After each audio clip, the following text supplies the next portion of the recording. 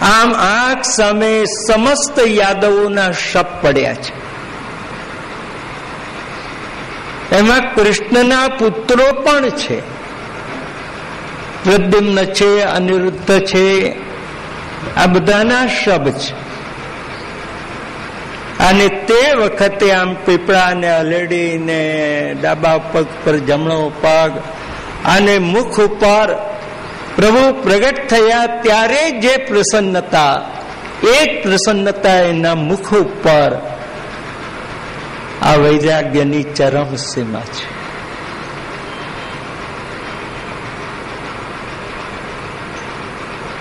આપણી તો 5ની નોટ ના જડે ને તોય મોડું ઉતરી જાય. આમ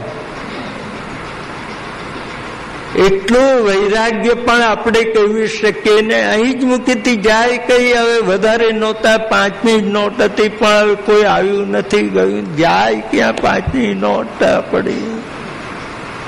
આમ એનું મોડું જોવા જેવું થઈ જાય 5ની નોટ માટે. અને આ તો આખો પરિવાર ને એથી વધીને વસુદેવ દેવકી માતા પિતા પાછળ છે. હજુ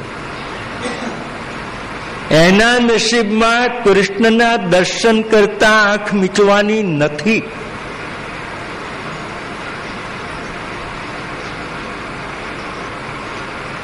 અને તે વખતે પ્રભુના મુખ ઉપર આમ પ્રસન્નતા એ સંપૂર્ણ વૈરાગ્ય વિના સંભવ નથી.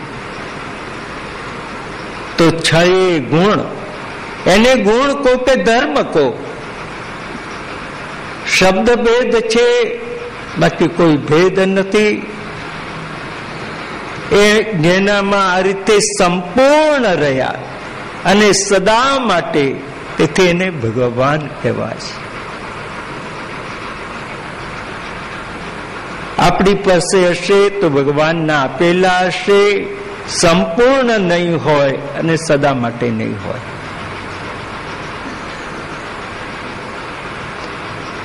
તો ધન્યસ્તુ મૂઢ મતયોપી હરિણ્યેતા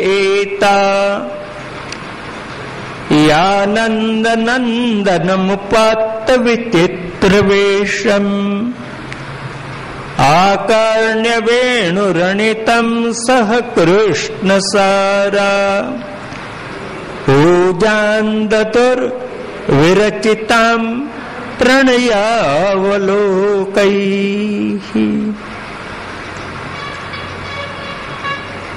આમ ઘરમાં બેઠા બેઠા ગોપીજાન કઈ નહીં જોઈ.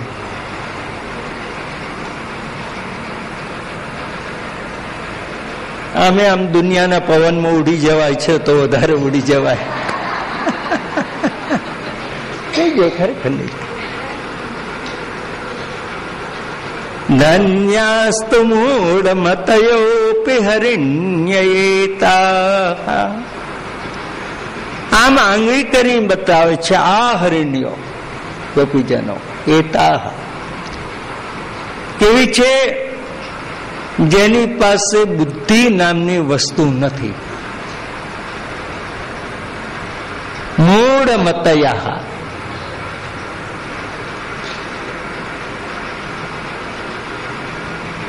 આપણે તો બધા બુદ્ધિશાળી છતાં પણ આપણા કરતા ધન્ય આ બુદ્ધિ વિનાની હરિણીઓને ધન્ય છે.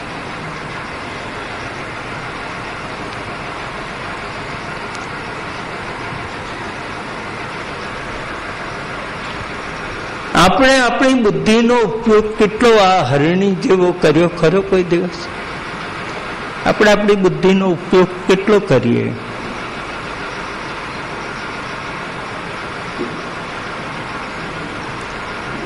પૈસા ભેગા કરવામાં કરીએ, ફર્નિચર વસાવવામાં, દાગીના વસાવવામાં, દીકરા દીકરીને પરણાવવામાં.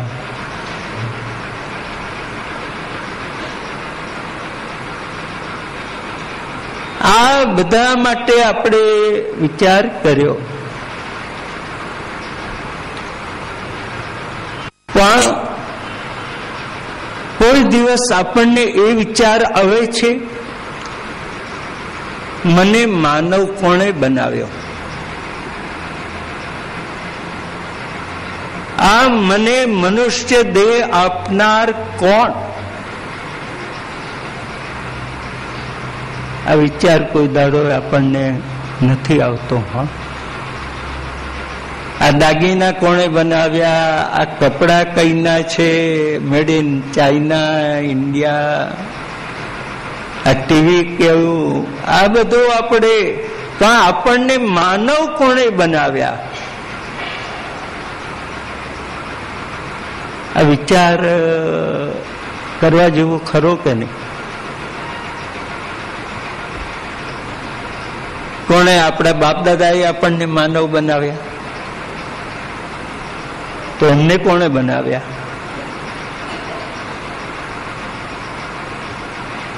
એનું જો ચિંતન કરીશું, વિચાર કરીશું, તો એક જ જવાબ મળશે. ભગવાને આપણને આ મનુષ્ય દેહ આપ્યો. નહીં તો એ ધારત તો આપણને કીડી, મંકોડા, વંદા આવો જન્મ આપ્યો હોત ને, તો લોકો પેલું સ્પ્રે છાંટી છાંટીને મારી નાખત આપણને, ઘરમાં રહેવા ના દે.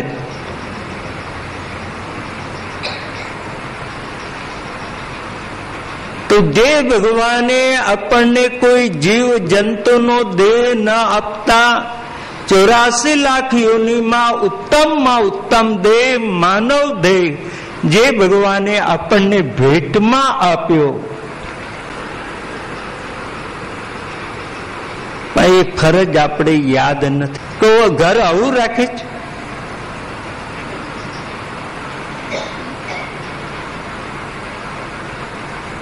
તો જેણે આપણને માનવ દેહ આપ્યો અને આપણે જે રીતે જીવી રહ્યા છે, એ ભગવાનને ગમશે ખરું?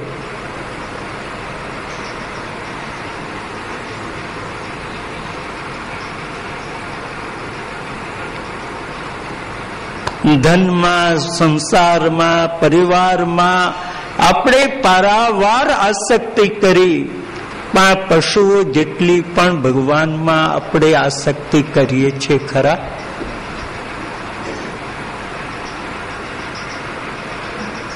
ઘણીવાર આપણા હૃદયને, આપણા મનને, આપણી બુદ્ધિને આ બધા પ્રશ્નો પૂછવા જેવા છે.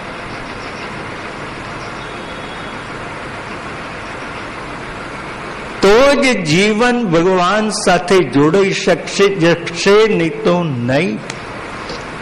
આજે તો આપણા જીવનને એવું બનાવ્યું, સવારે આમ સેવા કરીએ એટલા પૂરતી જ ભગવાન સાથે સગાઈ, અથવા મંદિરમાં દર્શન કરીએ એટલા પૂરતી જ સગાઈ, પછી બહાર નીકળ્યા પછી બાકી 24 કલાક ભગવાન જોડે છૂટાછેડા.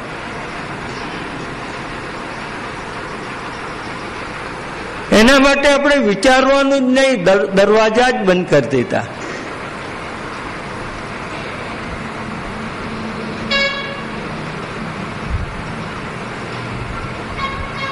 વિચારવા જેવું લાગે તો વિચારી જોજો. ભગવાન એ કોઈ શોકેસમાં મૂકવાની વસ્તુ નથી, એ તો હૃદયમાં પધરાવવાની વસ્તુ છે.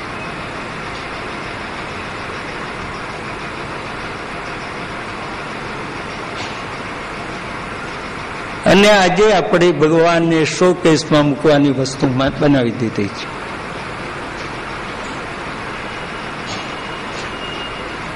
ઘણા લોકો આમ પોતાની ઓફિસમાં પાછા ભગવાનને પધરાવે, સરસ આમ કબાટ બનાવે, ને એમાં એની જેનામાં શ્રદ્ધા હોય, માતાજીમાં, મહાદેવમાં, કૃષ્ણમાં, શ્રીનાથજીમાં પધરાવે. પાછો ત્યાં આમ દીવો પણ કરે, ફૂલની માળા રોજ ચડાવે, પગે પણ લાગે, અને એ જ ભગવાનની સામે બેસીને ટેબલ ઉપર લાખ ખોટા કામ કરે. એની હાજરીમાં, એની સાક્ષીમાં એને શરમ ના આવે. આનો અર્થ શું કે એને ભગવાનને શોકેસમાં મૂકવાનું રમકડું માની લીધું. નહીં તો કમથી કમ એની સામે તો ખોટું કામ કરતા એને શરમ તો આવત ને. જેને તું માળા પહેરાવે છે, જેની પાસે દીવો કરે છે, જેને પગે લાગીને તું ખુરશીમાં બેસે છે, એની આટલી પણ મર્યાદા નહીં તને?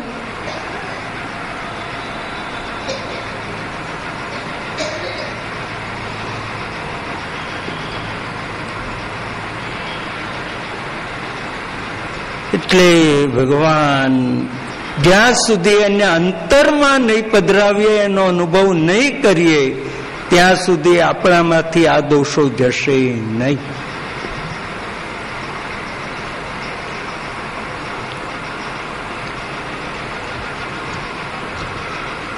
વ્રજની ઋષરૂપા શ્રુતરૂપા ગોપીજનો કહી રહી છે, ધન્યાસ્તુ મૂળ મતયોપી હરિણ્ય એતા.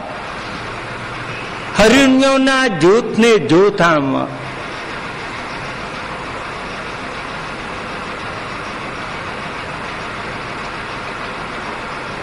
યાનંદ નંદન મુપાત